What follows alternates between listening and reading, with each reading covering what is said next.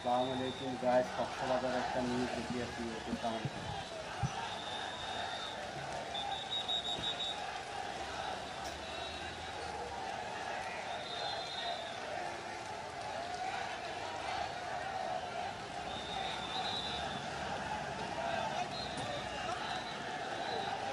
আমরা গণতন্ত্রে বিশ্বাসী।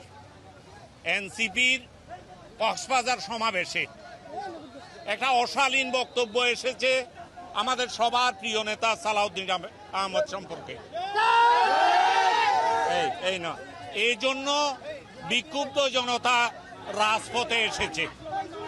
এদের উদ্দেশ্য নয় কোনো ভাঙচুর করা, কোনো এনসিপির প্রোগ্রাম ব্যাহত করা। আমরা যদি কিছু করতে চাই আমরা গণতান্ত্রিক উপায়ে করব। আমরা বাংলাদেশ জাতীয়তাবাদী দল গণতন্ত্রে বিশ্বাস করি। এনসিপি রাজনৈতিক দল হতে চাচ্ছে, এখনো নিবন্ধন পায়নি। ওনাদেরকে আমরা আহ্বান জানাবো, ওনাদের বক্তব্য যেন শালীন হয়, সুন্দর হয় এবং রাজনৈতিক হয়। এর মীমাংসা আশা করি কেন্দ্রীয়ভাবে হয়ে যাবে। আমার সৈনিকদেরকে রাজপথে নামতে হবে না। আমরা সড়কও অবরোধ করিনি, আমরা কোনো দোকানপাটেও হাত দিইনি, আমরা ওনাদের পদযাত্রায়ও কোনো ব্যাহত করিনি। আমরা করব না, আমরা সড়ক অবরোধ করব না, আমরা কোনো দোকানপাট বা স্থাপনায় হাত দেব না। ওনাদের যাতায়াতে আমাদের কোনো প্রতিবন্ধকতা থাকবে না।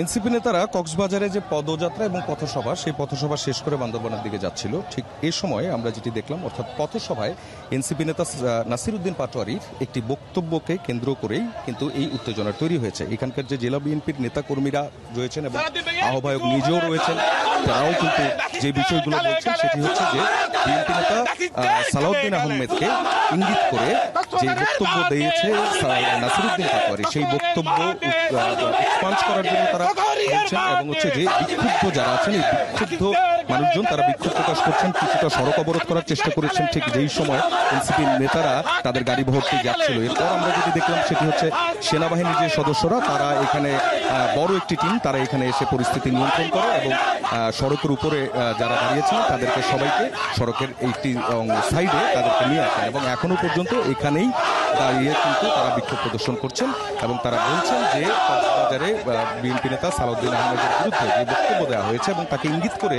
যে বক্তব্য দেওয়া হয়েছে সেই বক্তব্যে তারা বিক্ষুব্ধ এবং তারা গণতান্ত্রিকভাবে এর একটি সুরাহা চেপে এখানটাতেই তারা অবস্থান করবেন। এরপর আমরা যেটি দেখলাম সেটি হচ্ছে সেনাবাহিনীর সদস্যরা যখন রাস্তাটি ক্লিয়ার করে দেয়, ঠিক সেই সময় কিন্তু এনসিপির গাড়ি বহরের যে নেতাকর্মীরা ছিলেন তারা কিন্তু সেই দিকটা থেকে এই রাস্তাটি অতিক্রম করেন, বান্দরবানের পথে রয়েছেন।